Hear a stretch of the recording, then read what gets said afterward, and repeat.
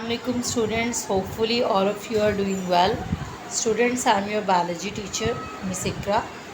The topic of our today's lecture is the difference between aerobic and anaerobic respiration, as well as we are going to solve the multiple choice questions of this chapter. So let us start our lecture. The difference between aerobic and anaerobic respiration. So students, इन दो terms में difference understand करने से पहले हम इन दोनों terms के meaning को understand करेंगे।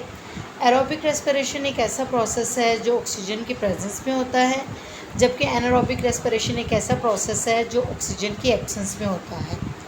The first difference between these two terms is the presence of oxygen. Aerobic respiration के अंदर ऑक्सीजन मौजूद होती है, जबकि एनारोबिक रेस्पिरेशन के अंदर ऑक्सीजन मौजूद नहीं होती। The next difference is number of ATP as net profit. Aerobic respiration जो है वो 36 ATPs प्रोड्यूस करता है, जबकि एनारोबिक रेस्पिरेशन 2 ATPs की प्रोडक्शन करता है। एरोबिक रेस्पिरेशन के अंदर 36 ATPs इसलिए प्रोड्यूस होते हैं क्योंकि ये पूरा का पूरा प्रोसेस 3 स्टेप्स पे बेस्ड है।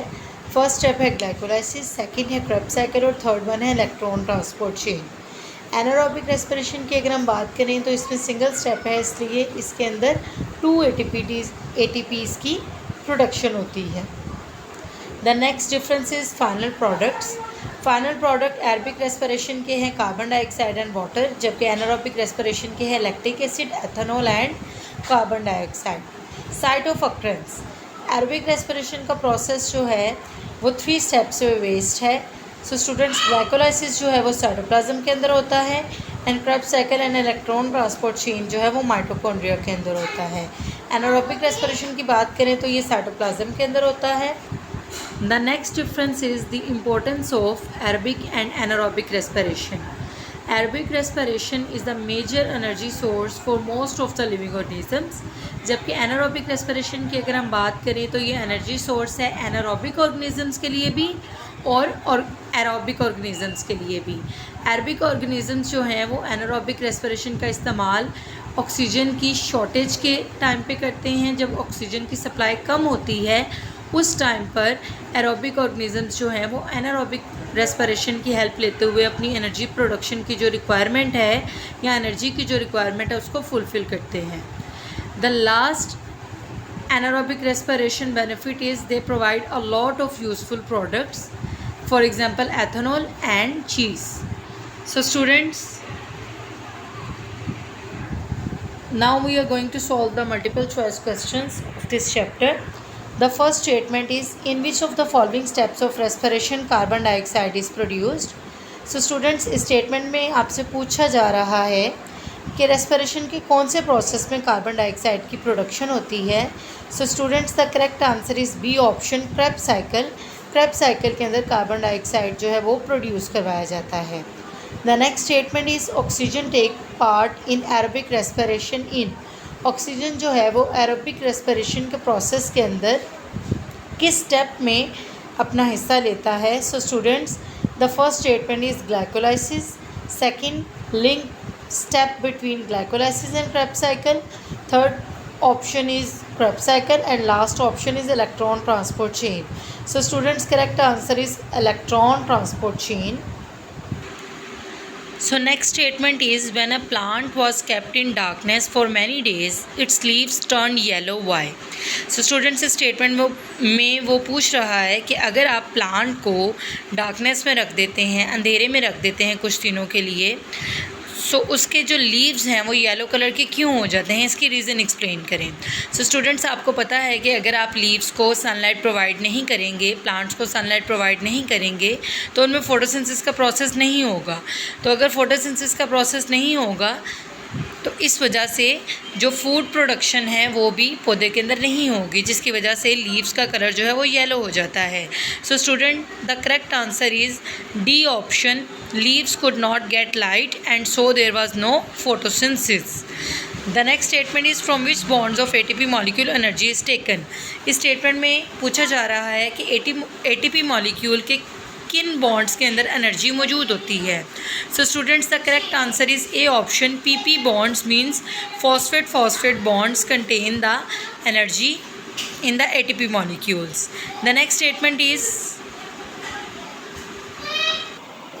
सो स्टूडेंट्स नेक्स्ट स्टेटमेंट है, in which component of the leaf cells chlorophyll is present. Leaf cell के कौन से कंपोनेंट के अंदर क्लोरोफिल मौजूद होता है। सो स्टूडेंट्स इसका आंसर है B option, thylakoids. The next statement is which of these can enter into Krebs cycle. So students आप ऑलरेडी अपने चैप्टर के अंदर पढ़ चुके हैं कि क्रेब्स साइकिल के अंदर एंटर करने के लिए पायरुविक एसिड का एसिटाइल को ए में कन्वर्ट होना ज़रूरी है। So students the correct option is D option, acetyl co A. The next statement is when we work hard we suffer from muscle fatigue because muscle cells। So students इस statement में पूछ रहा है कि जब हम कोई हार्ड एक्सरसाइज करते हैं, कोई बहुत ज़्यादा हार्ड वर्किंग काम करते हैं, तो उस पॉइंट पे हमारे मसल्स जो हैं वो फटीग क्यों फील करते हैं, थकावट क्यों फील करते हैं। सो स्टूडेंट्स इसका करेक्ट आंसर है C option, carry out anaerobic respiration and so accumulate lactic acid. Students आप जानते हैं कि जब हमारी बॉडी कोई हार्ड एक्सरसाइज करती है तो उस पॉइंट पे हमारी बॉडी जो है वो एनारोबिक रेस्पिरेशन करवाती है, जिसके नतीजे में लैक्टिक एसिड जो है वो एक्यूमुलेट हो जाते हैं। सो इनके एक्यूमुलेशन की वजह से हमारे जो मसल्स हैं वो थकावट फील करते हैं, फटीग फील करते हैं। So C option is the correct answer. The next statement is how many molecules of carbon dioxide are produced when Krebs cycle operate once।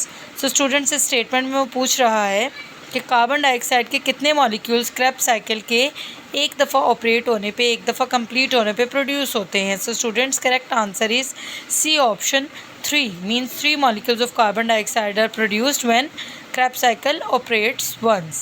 Next statement is in which of the following metabolic processes oxidation as well as the reduction of molecules occur।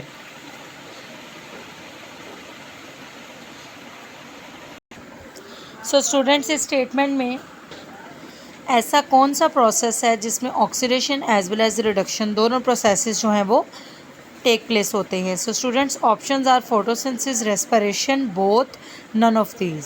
So students photosynthesis और respiration दोनों ऐसे processes हैं जिनके अंदर oxidation and reduction both reactions takes place. So correct answer is C option, both. The next statement is chlorophyll pigment absorbs maximum light in wavelength of। So students chlorophyll pigment जो है वो maximum light जो है वो absorb करते हैं in the wavelength of red and blue। So D option is the correct answer। So students this is your today's lecture। आप इस लेक्चर को अच्छे से अंडरस्टैंड करेंगे, अच्छे से याद करेंगे और difference between aerobic and anaerobic respiration को अपनी कॉपीज़ पे नोट डाउन करेंगे। ओके जी, अल्लाह हाफिज़।